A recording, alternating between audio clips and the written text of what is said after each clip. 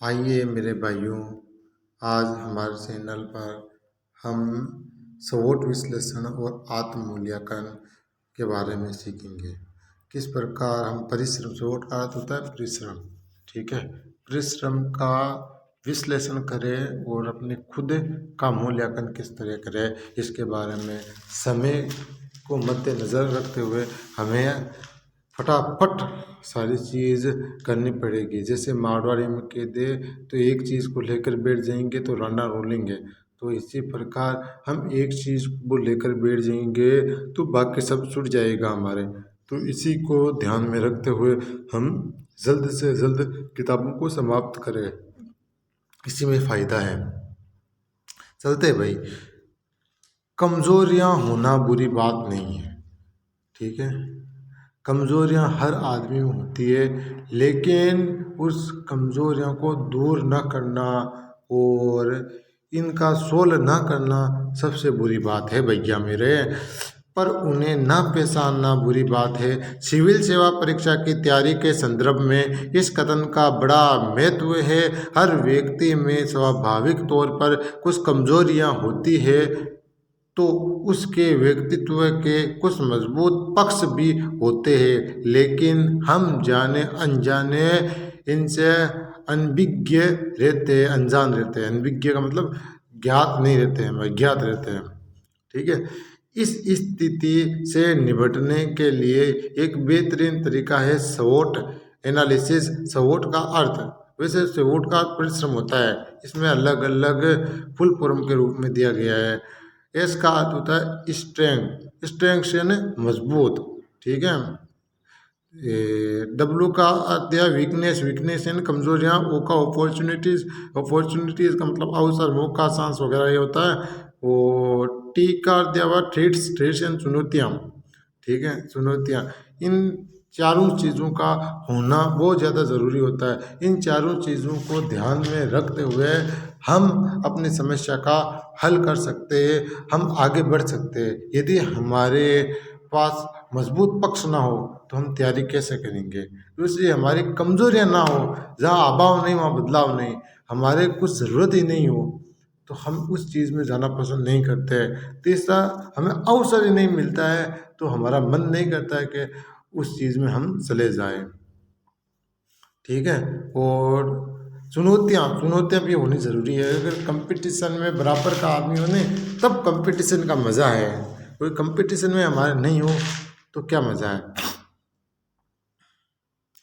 यदि कोई भी अभ्यर्थी तैयारी शुरू करते वक्त या 20 में कभी ये स्वोट विश्लेषण कर ले तो वे अपना मूल्यांकन स्वयं कर सकता है।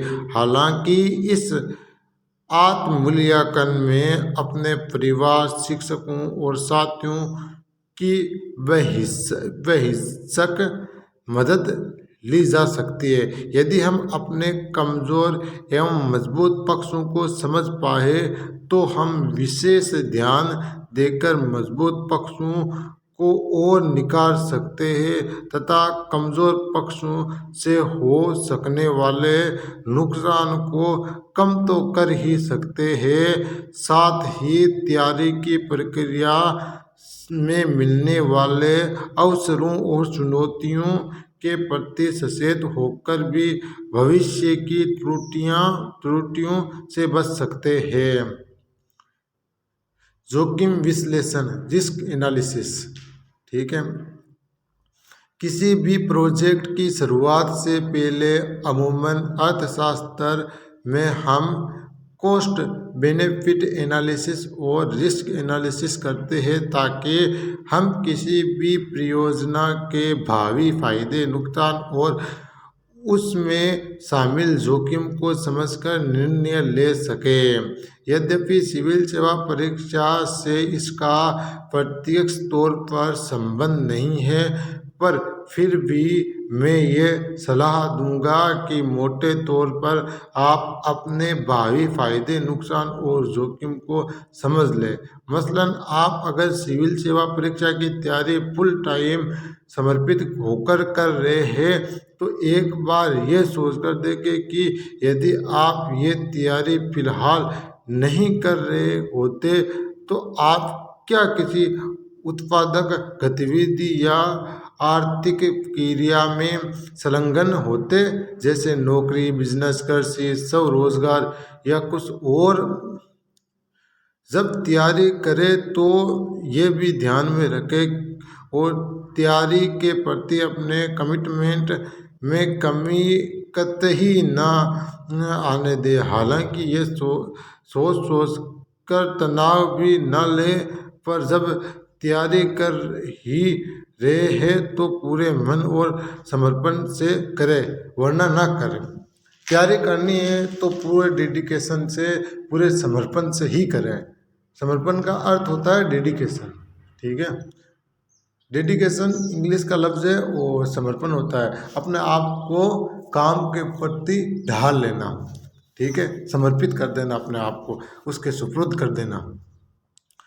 दूसरी बात है रिस्क की। एक कहावत है, आपने सुनी होगी, नो रिस्क नो गेन। बिना जोखिम के कुछ लाभ प्राप्त नहीं होता है। लाभ प्राप्त करने के लिए आपको हर प्रकार का जोखिम उठाना ही पड़ेगा, ठीक है। इसमें कोई संदेह नहीं कि हम जीवन में जब भी कुछ बड़ा करना चाहते हैं तो हमें कुछ जोखिम लेना ही पड़ता है। पर मेरी एक व्यक्तिगत सलाह है कि खुद को बहुत ज़्यादा जोखिम में भी ना डालें। कोशिश करें कि जोखिम को थोड़ा कम कर ले। एक कहावत है कि सारे अंडे एक ही टोकरी में नहीं रखने चाहिए, यानी कोई कैरियर विकल्प सोचकर या एम्प्लॉयबिलिटी प्राप्त कर रिस्क फैक्टर को कुछ कम ज़रूर किया जा सकता है। ऐसा ना हो सारा रिस्क ले लो और आपके दिमाग में तनाव रहे, तो आपके दिमाग में तनाव के चलते संपूर्ण रूप से तैयारी नहीं की जा सकती। संपूर्ण रूप से तैयारी के लिए आपका दिमाग फ्रेश होना चाहिए, आपके दिमाग में गहन शक्ति होनी चाहिए उसको ग्रहण करने की। यदि आपके दिमाग में गहन करने की शक्ति नहीं है तो आप एक चिकने घड़े की तरह हो, इस पर पानी नहीं ठहरता, जैसे तुम्हारे दिमाग पर भी उन बातों का असर नहीं होगा। क्योंकि मैं भी अभी आपको पढ़ाने लग जाऊं तो उसका कोई फायदा नहीं है।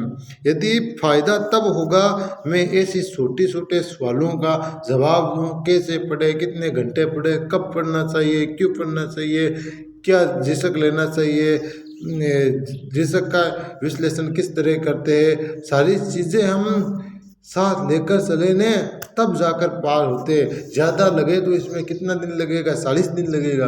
तो 40 दिन में आप पढ़ाई के साथ शाम को सोते वक्त इनको देखें।